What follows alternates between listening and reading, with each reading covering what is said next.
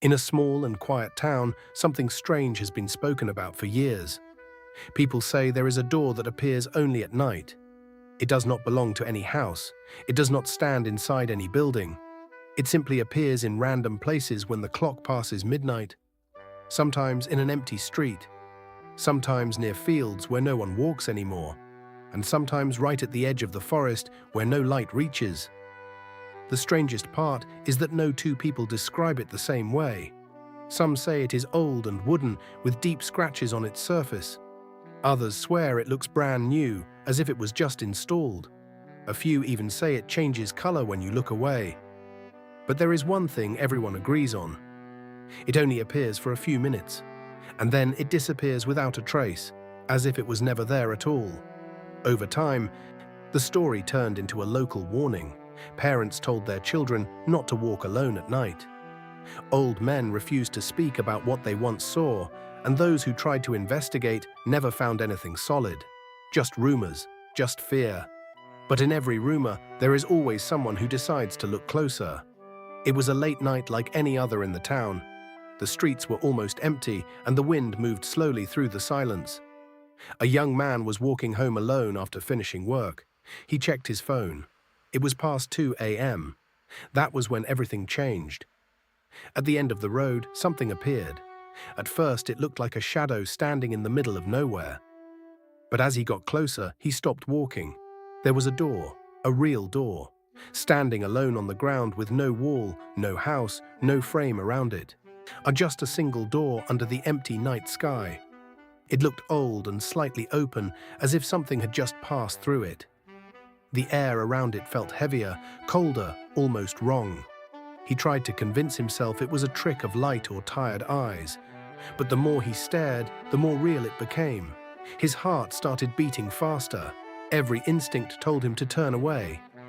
But something deeper kept pulling his attention back to it. He took one step forward, then another. And just as he reached a distance where he could almost touch it, the door suddenly flickered, like a broken image. And in the next second, it vanished completely. The street was empty again.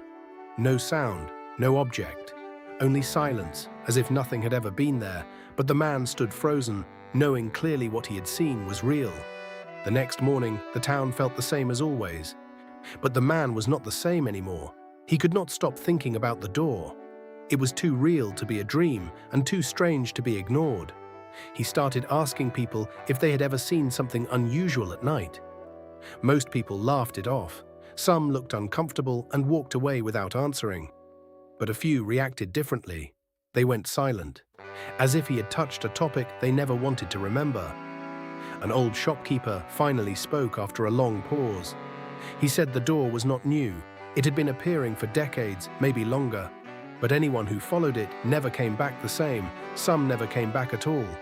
The man also visited the edge of town records, old stories, anything he could find. And slowly, a pattern began to form. Every mention of the door was connected to disappearance cases, or people who vanished without explanation. Places where accidents had once happened and were later abandoned. It was not random. The door always appeared where something had gone wrong in the past, like it was choosing specific spots, or waiting for something. That night, the man realized he was no longer just hearing a story. He was standing inside it. After days of searching, the man began to notice something that made everything worse. The door was not just appearing randomly. It followed rules. He marked every reported sighting on a simple map of the town. And slowly, a hidden pattern started to form. The locations were not scattered, they were connected. Each place had one thing in common. Something bad had happened there in the past, a death, a disappearance, a fire, an accident that people tried to forget. And the timing was always the same, between 2 a.m. and 3 a.m. Never before, never after. It was as if the door only woke up when the world was at its quietest. That night, the man decided to test it. He went to one of the marked locations, an old abandoned street where a building had collapsed years ago. No one went there anymore. He stood there in silence, waiting. Minutes passed.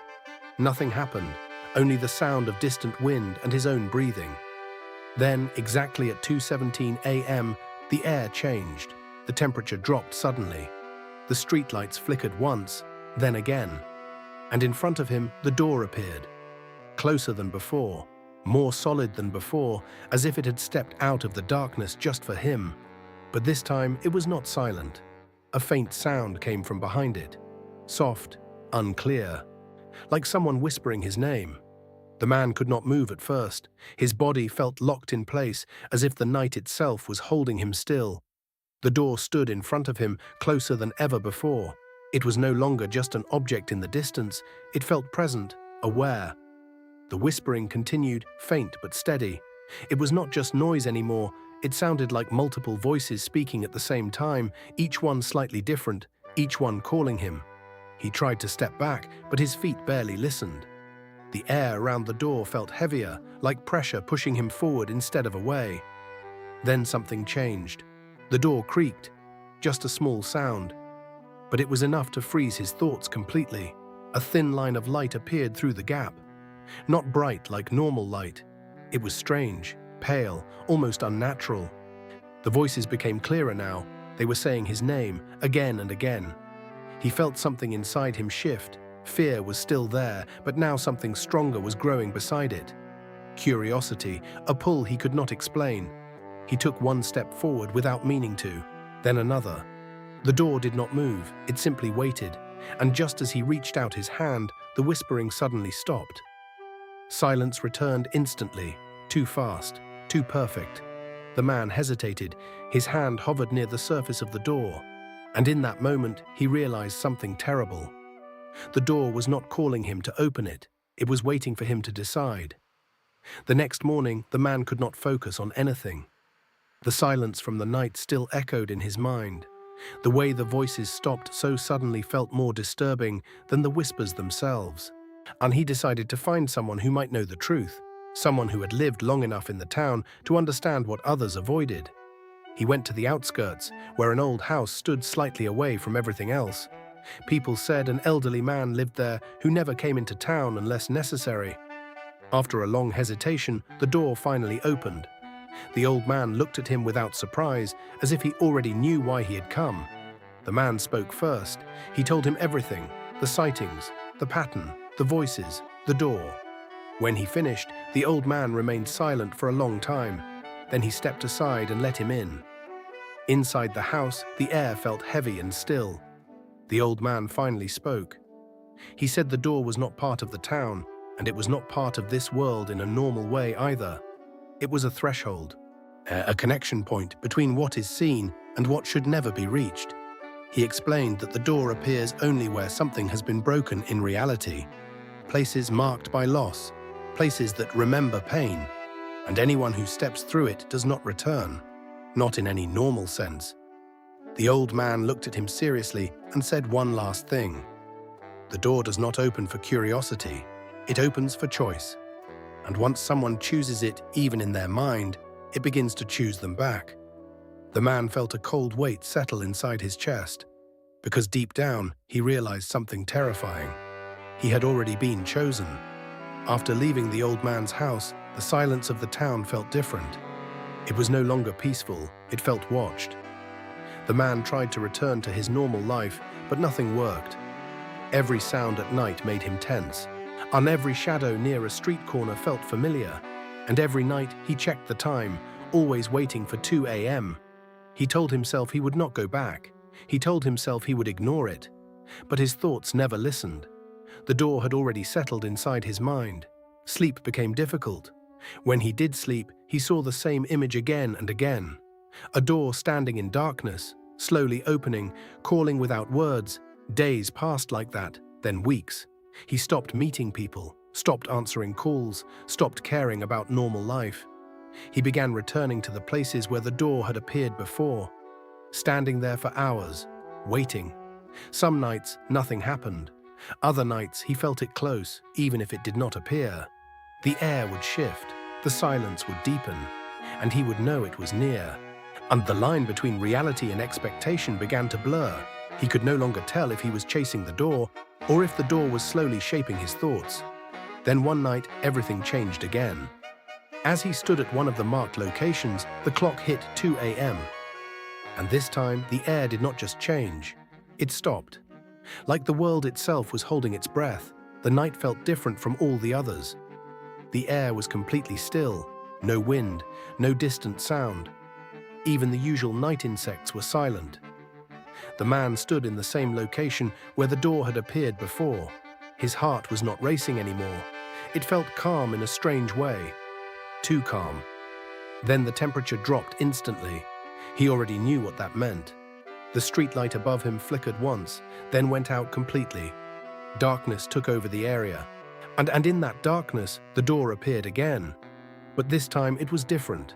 It was closer than ever before, almost close enough to touch without moving.